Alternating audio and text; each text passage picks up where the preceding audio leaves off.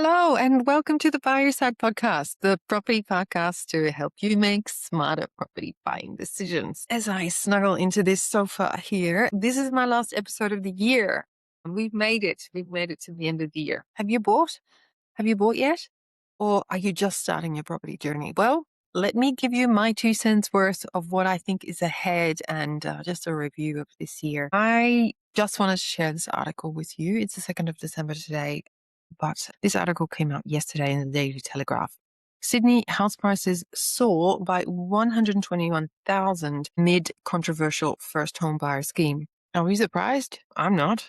I mean, anybody who knows anything about economics 101 knew that this was going to happen, right? Sydney home prices have lurched higher again, sending homeowner wealth soaring, whilst aspiring buyers have been left scrambling to simply get a foot on the bottom rung of the ladder. New PropTrack figures revealed city house prices have grown 121,500 over the past year, whilst unit prices are $52,500 more expensive. Jeez, that's a lot, isn't it? I mean, who can make that kind of money in a year? Really. These rises followed a 0.4% average rise in Sydney prices over November, which pushed up total annual growth to 7%.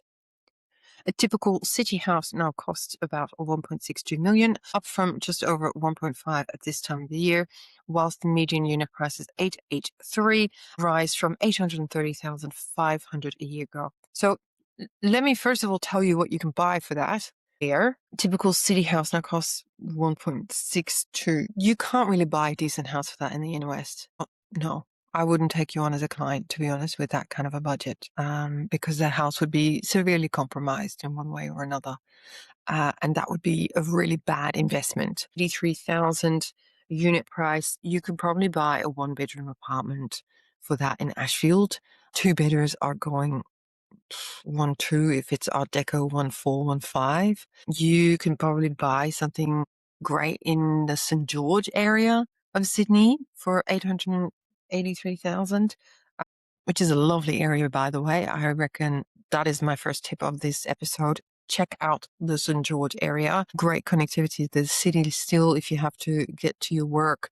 It's got train lines, lovely little village hubs, room for growth, capital growth, because people are being pushed out of the inner west and are moving down. This is one of the biggest areas that we have started buying more and more in as buyers agents. My team and I really like that area, regenerating, reinvigorating, and gentrifying.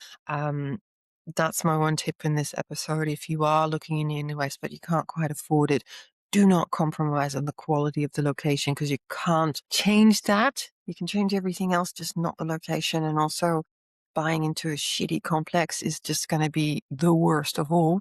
So consider moving down to the St. George area. On that topic of shitty stratas, I spoke to an old client the other day, and I'm hoping she's going to come on the podcast next year to talk about it. But she's just had a horrendous experience in a strata complex. Yeah, I think that if you are going to be moving into strata, there's also in the media the other day, there's more and more strata complexes and committees taking each other to court because of disputes. So do not skip the strata report if you're looking to buy a unit or a townhouse. It is absolutely vital. I recently went to auction for a young couple, and it was a complex of 3 where unit 1 didn't get on with unit 3, and they were argy-bargying, and unit 3 was also argy-bargying with the complex over the back fence. And it was just like sons and daughters. I don't know if you're old enough to remember that, but soap-wise, it wasn't good.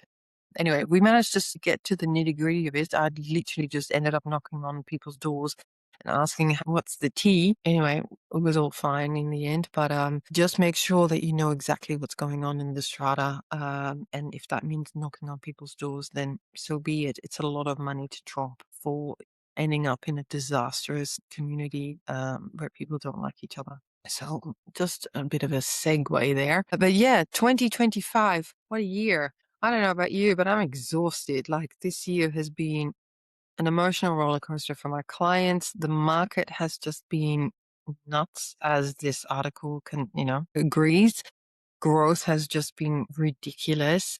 And it's just been extremely hard for buyers to get into the market. Whilst there was a perceived, bit of relief coming from the government, in my opinion, it's great that people now have that option if they didn't previously have an option to get into the market with a smaller deposit. But it has also meant that it's costing them more money in real terms to buy in, right? It's a race to the 1.5 effectively. Who gets there first buys it. I've had, months and months of queuing to get into inspections to see properties on the weekends if it was in the sub 1.2, $1.5 million bracket. I don't think that's going to ease in the new year. Clearance rates were, regularly into the 70s percentile, which means it's a vendor's market. And so as a buyer, you're sort of um, at a disadvantage, shall I say. But for 2026, what's going to happen? Now, don't give up before you've started. If you are on your property buying journey, 2026 might bring you a little bit of relief, I think. Yes, that first home, 5% deposit scheme isn't helping your cause. If you're above that, obviously, it's not really hugely relevant to you. Although I would say that those that are selling sub 1.5, they're going to be competing with you in that next bracket up. And so there may be a little bit more competition. We have certainly seen that. But one announcement that is going to put a little bit of a dampener on things, I'm hoping, is the announcement from APRA that from February next year, 2026, they will limit the conventional banks and the conventional lenders to a max of 20% of their lending that they're doing to borrowers that need a multiple of 6 or more. So therefore, they are asking them to be more conservative when it comes to their lending to that section of that bracket of the market who are people who are more highly leveraged. That means that, people are going to come out with less money that they can borrow. Add to that, we've got now murmurs of, the RBA potentially putting interest rates up and not down again because of inflation. So that means, again, people are going to be able to borrow less than previously. And I think that is going to keep price rises down somewhat. And hopefully that's just going to take that little bit of, the heat of the market out a bit, because obviously when buyers leave the market, there's less competition. And so you don't have that fierce, the FOMO and bid, and boom, there's a crazy record price again. Unfortunately, we're not seeing the new supply of properties or homes that, the government's saying, yes, let's build, build, build. I am not seeing the new developments at the rate that, the government wants to see them. So supply is still an issue in the inner ring of Sydney for sure. It's it's a problem, I'd say, but on a different tangent here, I mean, it's a real issue that people are holding onto properties for 20 plus years and leaving them sitting empty, not renting them out, not selling them. I live in the inner west of Sydney, and in my street alone, there's 2 houses like that have been empty for a very long time, and they're not even available for tenants. So I think that it would make more sense for the government to actually do something about those issues, as well as trying to just build, build, build. Now, if you are looking to purchase next year, just be mindful that if you are attracted to the newer complexes, the newer apartments, the higher density areas, there is an episode for you coming out how density will affect your potential capital growth, etc., and what to look out for. But I would say that obviously you're going to have more choice. There's more units being built than houses. That continues to be the case. Land is limited. So the only way is up, but just be careful that obviously you don't overspend, you do your research. You're going to have more choice, which is great, but just make sure that you actually know what it is you're buying into. If you are unsure on what to look for in a strata report, on how to speak to agents, go back to my older episodes. I think I'm addressing all of these issues there. But if you have a question, by all means, send it to me on hello@buyourside.com.au or reach out via Instagram, TikTok, Facebook, and all of those forms. Like and follow, please, if you like this episode and the other ones you may have listened to before. Share with your mates, with your family and friends, because, they might get something out of it too. I think 2026 is going to be a better year for buyers. Fingers crossed. And if you need any help, let me know. Thanks for listening, and I hope you have a great break. Oh, psst, I forgot to mention, I've got something exciting coming out next year, which I can't fully tell you about a very long time.